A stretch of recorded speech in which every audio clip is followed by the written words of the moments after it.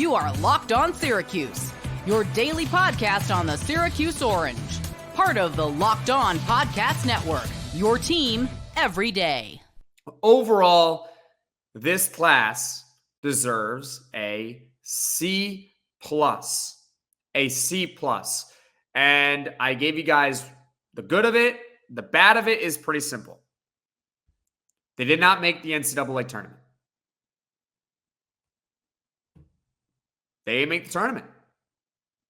For whatever reason, this core group could not put it all together and make the tournament. And is it all their fault? No. It's not all their fault.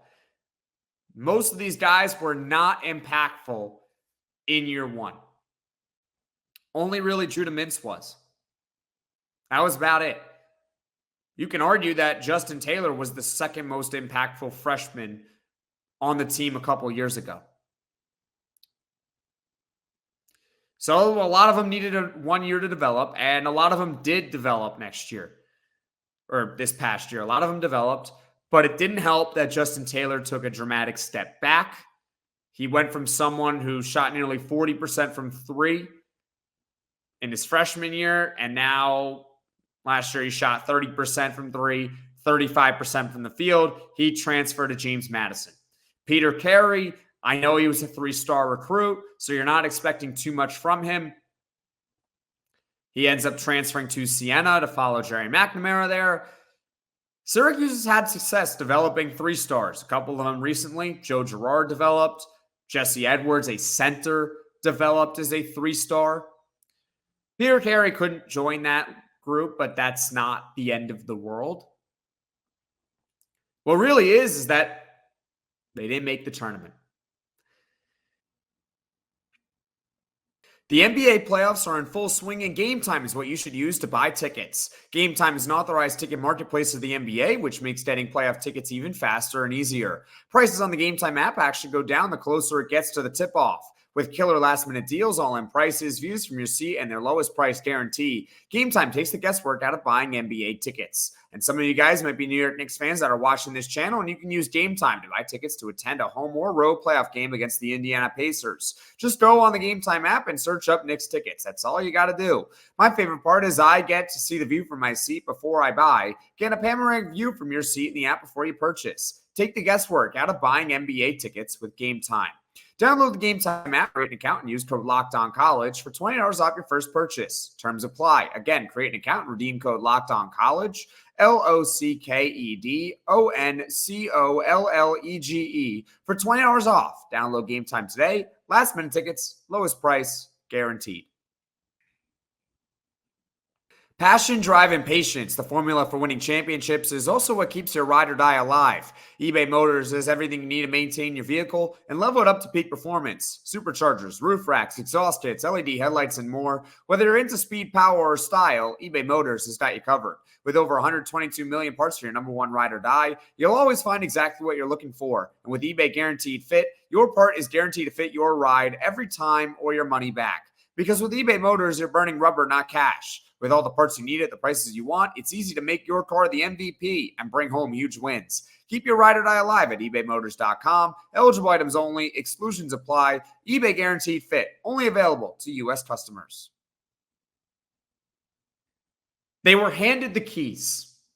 This class was supposed to lead the team last year. They were the guys. They did not have a good class of players coming in.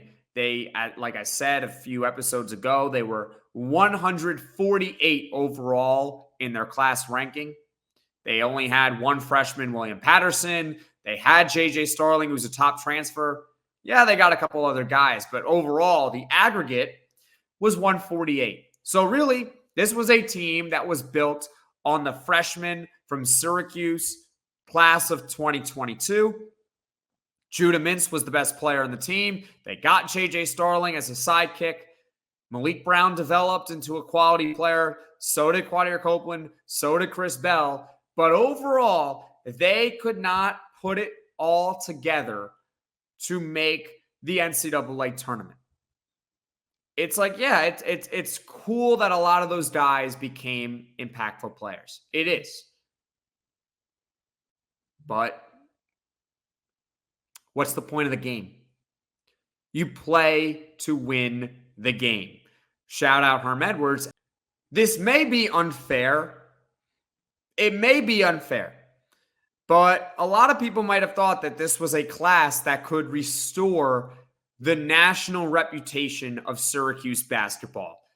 Up until about the mid-2010s, it was one of the premier programs.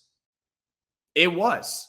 It was not long ago where Syracuse basketball was ranked pretty much every single year, in the tournament every single year, and not just in the tournament.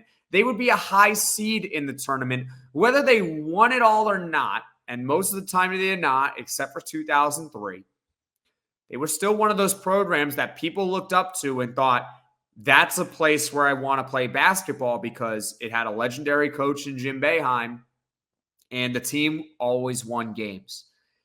And yeah, it might be unfair that people expected maybe them to restore that, and they didn't. But at the same time, not making the NCAA tournament doesn't help. It's now 3 straight years of not making it.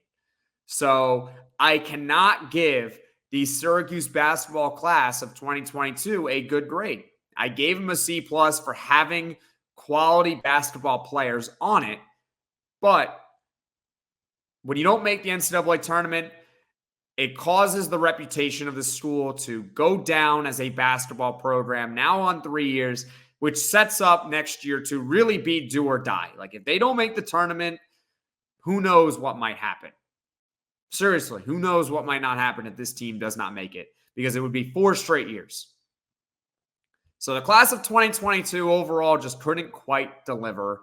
Thank you for watching this edition of Segment of the Week. To catch the podcast this segment came from, click here. To subscribe to the channel, click here. Enjoy the rest of your weekend, everyone.